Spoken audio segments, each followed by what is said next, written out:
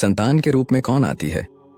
पूर्व जन्म के कर्मों से ही हमें इस जन्म में माता पिता, भाई बहन, पति पत्नी, प्रेमिका, मित्र शत्रु, सगे संबंधी इत्यादि संसार के जितने भी रिश्ते नाते हैं सब मिलते हैं, क्योंकि इन सब को हमें या तो कुछ देना होता है या इनसे कुछ लेना होता है।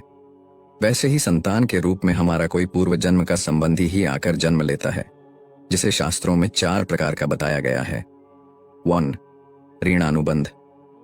पूर्व जन्म का कोई ऐसा जीव जिससे आपने ऋण लिया हो या उसका किसी भी प्रकार से धन नष्ट किया हो, तो वो आपके घर में संतान बनकर जन्म लेगा और आपका धन बीमारी में या व्यर्थ के कार्यों में तब तक नष्ट करेगा जब तक उसका हिसाब पूरा ना हो। 2. शत्रुपुत्र। पूर्व जन्म का कोई दुश्मन आपसे बदला लेने के लिए आपके घर में संतान बनकर आएगा और बड़ा होने पर माता पिता से मारपीट, झगड़ा या उन्हें सारी जिंदगी किसी भी प्रकार से सताता ही रहेगा।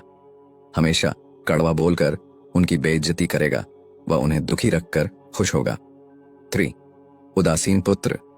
इस प्रकार की संतान न तो माता पिता की सेवा करती है और न ही कोई सुख देती है और उनको उनके हाल पर मरने के लिए छोड़ देती है। विवाह होने पर यह माता पिता से अलग हो जाते हैं। 4. सेवक पुत्र। पूर्व जन्म में यदि आपने किसी की खूब सेवा की है तो वह अपनी की हुई सेवा का ऋण उतारने के लिए आपके सेवा करने के लिए पुत्र बनकर आता है। जो बोया है वही तो काटोगे।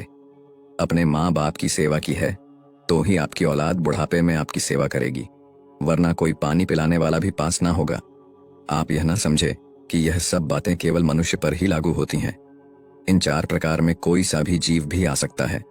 जैसे आपने किसी गाय की निस्वार्थ भाव से सेवा की है तो वह भी पुत्र या पुत्री बनकर आ सकती है। यदि आपने गाय को स्वार्थवश पालकर उसके दूध देना बंद करने के पश्चात उसे घर से निकाल दिया हो तो वह ऋणानुबंध पुत्र या पुत्री बनकर जन्म लेगी। यदि आपने किसी निरपराध जीव को सताया है तो वह आपके जीवन में शत्रु बनकर आएगा। इसलिए जीवन में कभी किसी का बुरा न करें, क्योंकि प्रकृति का नियम है कि आप जो भी करोगे उसे वह आपको इस जन्म में या अगले जन्म में 100 गुना वापस करके देगी। यदि आपने किसी को 1 रुपया दिया है तो समझो आपके खाते में 100 रुपये जमा हो गए हैं। यदि आपने किसी का 1 रुपया छीना है तो समझो आपकी जमा राशि से 100 रुपये निकल गए। जरा सोचिए, आप कौन सा धन साथ लेकर आए थे और कितना साथ लेकर जाओगे। जो चले गए वो कितना सोना चांदी साथ ले गए।